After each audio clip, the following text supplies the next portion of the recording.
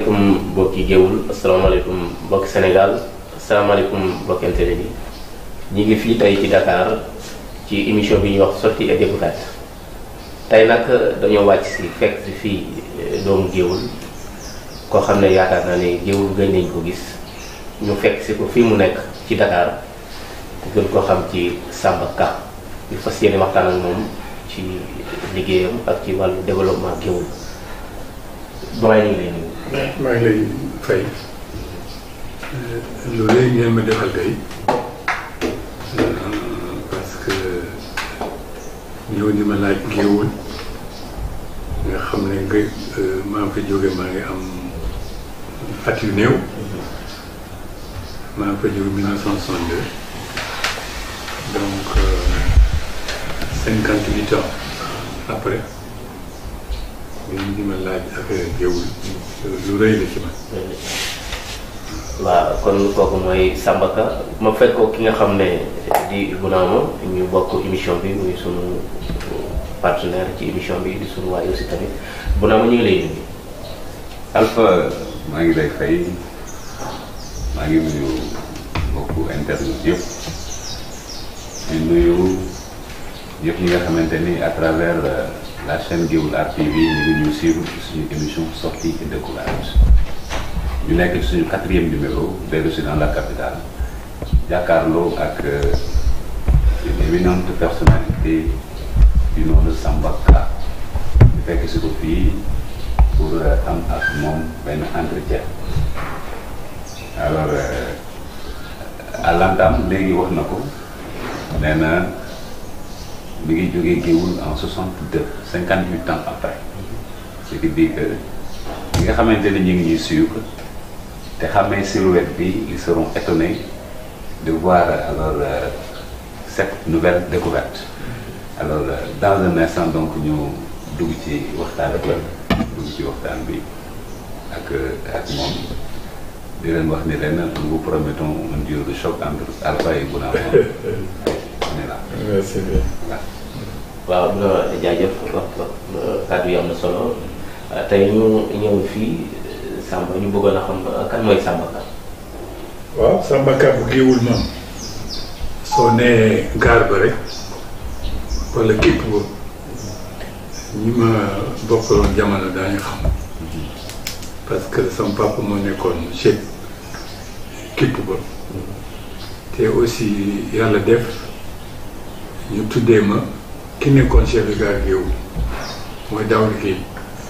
Daouda Guèye moom lañ ma tuddee woon te ñu bari tur boobu lañu xam mais képp ko moom ku ko xamoon moom ak gaar bi ñoo dendoon fii teen bi nekkoon teenu gaar bi c'est en face mais ñu ngi jëkkoon a dëkk fii tali bi di tourné fii station Total bi nekk xaw ma Shell xaw ma Total. voilà Elton fi muy tourné. ci angle boobu. foofu lañ njëkkoon dëkk. après maintenant ñu ne ñu puisque waa cheminot ngeen il faut ngeen jege si gaar yi. waaw tax boobu ñu toxu ñu dëkk ci wetu gaar. ma jógee foofu nag foofu laa dalee école. d'accord donc Samba présentation yi leer na alors maintenant par rapport ak votre cursus scolaire parce que nee nga léegi foofu nga dalee école est-ce que mën nga ñu un peu wax tuuti sa cursus scolaire. voilà foofu tam mën naa ne tënk ne sama njàng tigi muy njàngu nit wala njàngu tubaab ci Géoul laa ko jaay su fekkee njàngu nit la Géoul dafa nekk dëkk boo xam ne bii en tout cas ni mu meloon mooy xeet yëpp a fa dajo surtout soo nekkee doomu cheminot suñu képp boobu xeet yëpp a fa nekkoon muy wolof yi ñu ngi jóge woon Ndangour benn paa bu ñu tudde woon Mafal Seck voilà foofu la jóge woon moo amoon doom bu ñu tudd Modou Seck Modou boobu man ak moom ñoo dalal amoon na ma ay wolof amoon na ay pël amoon na benn ay saraxole parce que benn saraxole bi ma yaroon Bakary Coulibaly la tuddoon Coulibaly donc kooku ci kipp bi rek la mais soo duggee ci dëkk bi aussi xeet yu ne ngay gis ñi sant Diop ñi sant Fall ñi sant Seck ñi sant Ly ñi sant Sey ñi tur yoo xam ni Sénégal yëpp yow nga ko fekk donc da ngay gaaw a xàmmee yow kat fi nga dëkk am na ñoo ko bokk xam nga kooku njàng bu rëy ma jóge foofu ñu dugal ma alxuraan ci kër Cheikh Sidi Mokhtar Diop le vieux la kooku moo ma dalal alxuraan boobu c'était un vieux vénéré parce que dañu waxoon ne dafa amoon ñaan kooku moo ma dugal alxuraan moo amoon benn doom mu tudd Naar Cheikh Naar ñoom ñoo ma doon jàngal alxuraan mais yàgguma fa parce que dama gisoon ne dóor bi dafa bariwul te man yarewuñ ma woon non ñeme naa ko mais yarewuñ ma noonu nit dóor la rek wax la lan la tax dóor la loolu mënuma koo jàpp et surtout dañu amoon selbe boo xam ne bu tudd Souleymane Diop moo ñu doon encadré dóor yi daal dafa métti woon foofu ma xëy rek ma ne dematuma mu nekk foofu ñàqare bu rëy parce que sama papa xaritu Serigne mi la woon le fait que man ma bañ a jàng si mu nekk histoire bu rëy ma jógee ci alxuraan boobu ñu dugal ma école boobu temps école Ngéwul ñetti classe la. Je suis entré à l'âge de 7 ans. 7 ans. Donc ñetti classe la woon CP bi Kader Ka moo ko yore woon CE bi c'est Sarr voilà Sarr chez les Philomène Sarr la. ak Maam Abdou Sarr et directeur bi Djibi Gueye la woon. Djibi Gueye donc ñetti classe yooyu ñoo nekkoon foofu. donc foofu laa dalee école te ñu ma am jàngalkat yu xarañ. yow kan moo la njëkkoon a yor fii. Kader Ka Kader Ka moo ma njëkk a yor. kon jéem nga defee CI ba. boo maa ngi koy jógee CE2. CE2 laa ko jógee. 62. en 62. boobu yaa ngi def CE2. boobu laa ko jógee. moo ñibbi Jolof. ñibbi Jolof voilà. parce que sama papa. dafa ragaloon doomam yi niil foofu. parce que ñun ñëpp wolof lañ doon wax. te xam nga pël yu à l'époque bugguñu seen doom wax wolof totalement. mu ne nag su ma nekkee fii suma doom yi ay wolof lañ doon donc naa daw ñibbi. loolu tax ñu donc papa bi moom donc dafa retraité. voilà voilà non retraité wu dafa bañoon retraité foofu. ah dafa bañoon retraité. voilà mu daw ñibbi. ah bon dafa pour rawale. d'accord famille dafa cessé ay fonctions. non dafa toog ba yàgg mu ne nañ ko affecté Jolof. ah ñu nañ ko affecté Jolof. comme il avait des relations. dans les cheminots là. d'accord donc ñu affecté ko Jolof loolu tax ñu ñibbi. donc yow tes vraies origines donc c'est le Jolof. origine mais c'est-à-dire li ma la wax rek. waaw. pour dëggal ko bi ma ñibbee Jolof. dañ ma ne yow wolof ma. parce que dégg ma woon pël. donc pour vous dire que 10 ans yi. waaw Géoul laa ko def.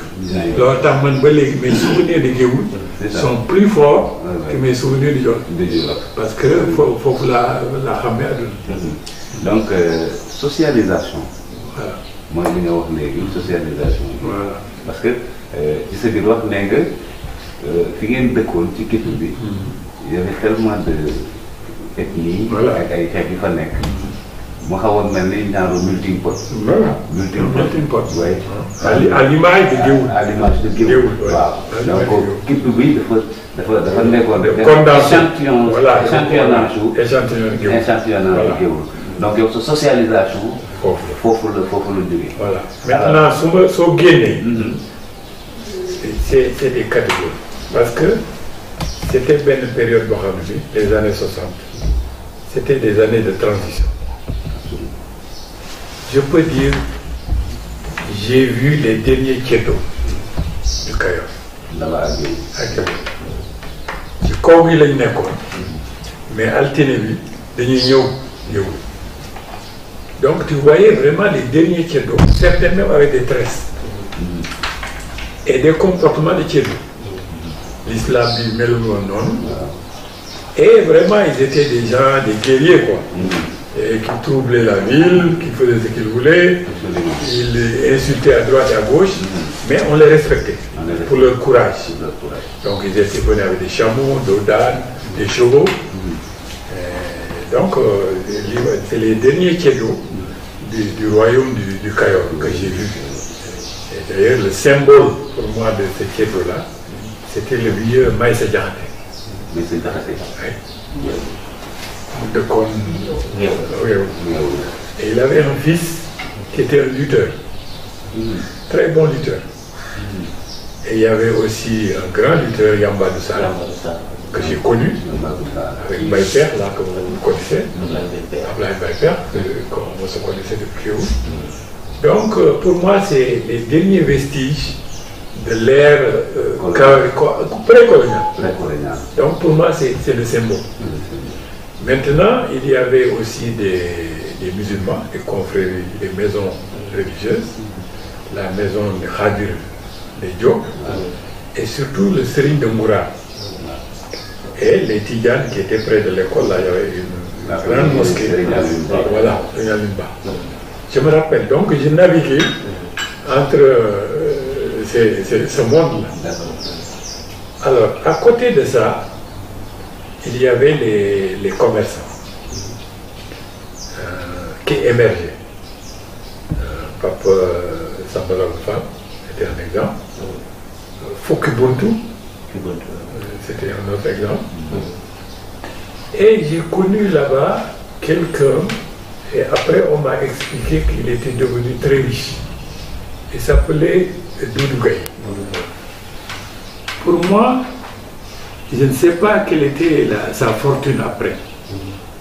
Mais pour moi, c'est un symbole. Parce que je l'ai connu, il n'avait rien. Dedon Ndiaye, par paire de 20 miches de pain. On teg ko ci ay barigo ak benn kii loolu doon commencé. ci commerce. ci suuf waaw. teg ñaari barigo ak benn planche mu teg ci pas plus de 20 miches de pain. Après on m'a dit qu'il est devenu très riche. La raison pour laquelle je retiens Doudou Gaye, c'est parce que c'est moi qui allais acheter le pain le matin. Alors l'anecdote, c'est que un jour dama réeral xaalis bi ma joxoon. D'accord. Au lieu ma wax ko réeral naa xaalis bi ma ñëw ma ne ko sama papa nee na nga lebal ko monsieur pain suma yaay ñëwee marché dana la fay. Bon, j'ai ramené les pains, mais j'ai dit rien à la famille. Mère bi dem marché Doudou Gaye poñe ko. C'est ce que tu vois. Mu ne ko yoreel nga ma. Pourquoi yoreel nga ma ne sa doom moo ñëw fii mu leen ma. Donc j'ai eu la correction de ma vie ce jour-là. C'est pourquoi je me rappelle toujours de Doudou Gaye. Donc c'était la génération des commerçants d'abord et des jeunes qui émergeaient. Alors à côté de ça maintenant, il y avait les traitants, les grands traitants. C'était la famille Sarr, les deux Sarr d'ailleurs, les Sarr près du puits, là, les Philomène Sarr et autres, et plus le Sarr qui était devenu après le directeur de l'ONCAD. Sa famille faisait de l'arachide. Il y avait Diallo qui était près de... Tout ça c'est des mémoires. Hein. Oui, nous sommes et puis il y avait les Libanais qui venaient de Louga là, qui faisaient la traite des arachides près de l'école. Donc il y avait ces différentes couches là. Les commerçants locaux, c'était des paysans qui sont devenus des commerçants. Les jeunes qui se débrouillaient un peu, et plus maintenant les grands Et au-dessus maintenant, il y avait les fonctionnaires. Donc c'était le chef de gare, Daoud Gueye. Ils étaient deux. Il y avait deux chefs de gare. Ils étaient deux. Ils se relaient. Donc il y avait le gars du dispensaire. Il s'appelait Walidio. Il y avait les instituteurs, les enseignants qui étaient vraiment, il y avait les gars de la poste.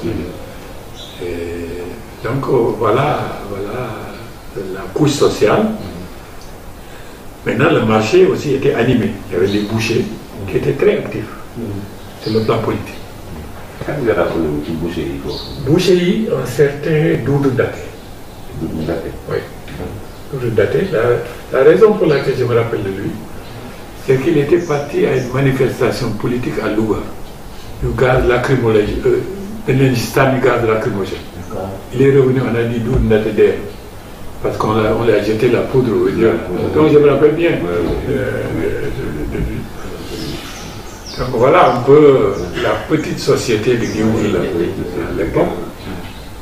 Maintenant, Géoul aussi, ce qui faisait Géoul, c'était le train. Il y a deux piliers de Géoul, c'est l'arachide et le train. Et les deux étaient liés. Le train rythmait la vie de Géoul. Parce que le train de Saint-Louis venait à 10 heures. Tout le village convergeait vers la gare. Madame autorail bi moo yoroon dëkk bi su ñëwee màggat yeeg xale yi ñëpp a ñëw à 10 heures parce que le train venait de Saint-Louis. Et les ménagères faisaient leur emplette dans le train, le poisson, les produits de Saint-Louis. Et l'autre train venant de Dakar venait à 16 heures. Donc tout le village encore, en grande toilette, allait. Donc 2 fois par jour. Et en grande toilette. En grande toilette. Parce qu'on ne voulait pas être, on ne pouvait pas être vu en guenille là. D'accord. Donc ça rythmait un peu la ville et ça amenait les produits. Les gens vendaient de petites choses, avec Gadiangak, des jujubes et autres, ils vendaient. Alors ces images-là vous rappellent quoi? Oui, ça c'est la gare. Mais justement, moi j'ai passé la journée en haut. En haut, voilà. Mais Bi, est-ce que vous venez de faire un petit commentaire sur cette image-là? Bi souffre. Ça c'est du Fukubuntu. Est-ce que parce que c'est une autre image de l'image minidiote de la gare? Oui, ça c'est par l'arrière. Hein? Ça c'est par l'arrière. Ça c'est par l'arrière. Voilà, bon, devant il y avait ça aussi. Voilà, c'est ça. Parce qu'il y avait la maison du chef de district qui était là à côté. Et Daoud Gueye habitait en haut. Moi j'étais tout le temps en haut. Et j'ai joué avec les enfants de Daoud Gueye. D'accord. La gare. Moi j'étais. Et notre maison était juste à côté. Et la maison du second chef de gare était en face. En bloc là. D'accord. Donc, mais pour vous dire, est-ce que vous faites compte ni dugg si nga Géoul, est-ce que doo réer, tu ne serais pas dépaysé? Alors, je ne peux pas le dire parce que je ne suis pas entré. Mais je suis sûr que la mémoire photographique que j'ai de la ville, du me réer. À moins qu'il y ait des immeubles, des étages. Maintenant, la wax boutique bu fan la nekk. Et durant 58 ans après. Et 58 ans après. Tu allais retrouver très rapidement de situer où ce chemin. Et c'est ça qui m'inquiète. Voilà. Vous savez pourquoi? Si une ville n'a pas changé en 58 ans, c'est qu'il y a un problème. C'est qu'il y a un problème. Et je crois que le problème, on en viendra vers la fin, vient du fait que Géoul est opprimé par 2 villes. Louga et Kébémer. Ça c'est Géoul, vue du drone. Voilà. Maintenant. Ah oui, ça c'est beaucoup plus large que mon image. Géoul, vue du drone. C'est beaucoup plus large maintenant. pour à mon avis on en reviendra Géoul est opprimé par les deux villes donc dañ ko tànc et il y a des solutions peut-être pour ça. Il y a des solutions. Deuxième chose c'est que xam nga tali bi bu jëkk bi xam nga fan la jaaroon waaw parce que yaa ngi wax léegi maison religieuse bu Serigne Alioune Ba waaw donc fi ngay wax ci tournal boobu foofu la jaaroon bi fi mu jaaroon mu bëttee dispensaire dispensaire mu dem ba kër ñoom Philomène Sarr mu tourné c'était ça l'axe du village de Géoul donc c'est pas loin de la gare et c'est pas loin du marché et la route était entre les deux donc nit mënul jaar Géoul kenn xamul ku fa jaar dañ daan taxaw ci mbedd mi pour seet kan moo fa jaar surtout les politiciens j'ai vu pour la première fois les politiciens le long de cette route les grands politiciens les Mamadou Dia Mamadou Dia allait rendre visite à son marabout Serigne Aline Seck à Goura donc il allait souvent à Goura donc je le voyais le député Ousmane Ngom c'est pas celui-là mais ki ñu ko tuddee c'était un parent des Philomène Sarr qui venait à Géoul et tous les politiciens Alioune Tall et tous ces gens passent par Géoul bi goudron bi ñëwee nag c'était en dehors de la rue l'axe donc foofu la Géoul perdre xorom donc la ville a eu du mal à se déplacer le long de la rue goudronnée ba léegi il y a une résistance il y a une résistance je crois que c'est désaxé par rapport à l'axe même de Géoul ce qui fait que peut-être ça joue un peu sur l'expansion de Géoul et ça c'est extrêmement important et deuxièmement la fortune de Géoul est liée à l'arachide c'était l'arachide donc le fait que les terres sont devenues plus pauvres et que les rendements diminuent l'exode rural ça a dû appauvrir la ville de Géoul mais quand je suis rentré au Jolof ce qui m'a étonné quand j'ai regardé Géoul jusqu'à présent je n'arrive pas à expliquer ça que le fait que Géoul n'ait pas eu un forage très tôt ça m'a étonné parce que man Jolof bi ma ñibbi woon il y avait de l'eau courante or Géoul bi ma jógee mu gën a jege taax yi c'était des puits voilà ça m'avait frappé je dis mais comment se fait-il donc période boobu nga nekkoon Géoul amoon fa ndox dafa xawoon jafe teen la woon teen la woon ñëpp teen lañ daan roote patron que paysan ñëpp teen lañ daan ñëpp teen c'est ce qui explique à la gare mu am teen à la poste am teen ak chez les Philomène Sarr am c'est là où les éleveurs peuvent se retrouver pour wëgg seen nag c'était teen boobu teenu gaar bi c'était pour les cheminots voilà maintenant qu'est-ce qui est dû à ce retard là lan moo tax ba tey jii on a l'impression que yow contexte bi nga bàyyi woon Géoul en 62 ak yi ngay expliquer parce que léegi joxe nga ay variables explicatives yoo xamante ni mën nañu jàpp ni sukkandiku ni bokk na ci li tax Géoul ba tey tarde à prendre son envol. Voilà, moi je crois que c'est dû à deux explications. Trois même. La première c'est structurel. C'est lépp est aspiré par Louga et par Kébémer. Donc moom ngay wax opprimé par ces trucs. Et la solution à ça, on en viendra peut-être. Deuxièmement, j'étais étonné qu'il n'y ait pas eu très tôt l'émergence d'un grand politicien de Géoul au niveau national. Alors c'est là-bas où les ressources sont réparties. Absolument. Et ils étaient absents. Il n'y avait pas un grand député qui est né à Géoul. Ou un ministre, ou un grand fonctionnaire. Donc je crois que ça a dû jouer, malgré le fait que Mamadou Dia, parce qu'il avait son marabout à Ngourane, c'est lui qui a fait le goudron. Le goudron bi dugg ci Géoul. Ngourane, c'est à cause de Mamadou Dia. C'est à cause de Mamadou Dia, parce qu'il avait son marabout. Il avait son marabout là-bas, c'est tout. Su du woon loolu goudron boobu du am.